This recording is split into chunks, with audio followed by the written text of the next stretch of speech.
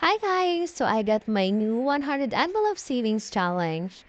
So let me tell you how to use it properly. So here's the instruction. So Chinese siya. So we don't need that since there is an English. So may English instruction naman siya. So the first, makita mo naka-default siya into 000. So yan, yung tatlong yan. Align siya.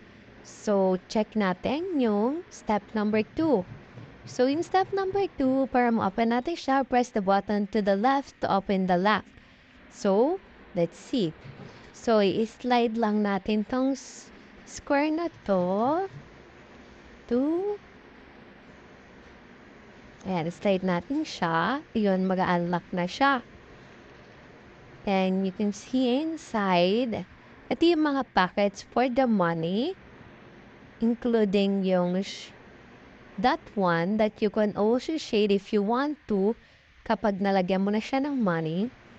So, it's from 1 to 100. And also, yan, working din naman siya. Dito nyo ilalagay yung mga plastic or yung lagayan for money. So, meron din ditong mga card holder and may pockets here. And this one too. May pocket din dyan. So, super cute niya. And I encourage everyone to buy this one. So,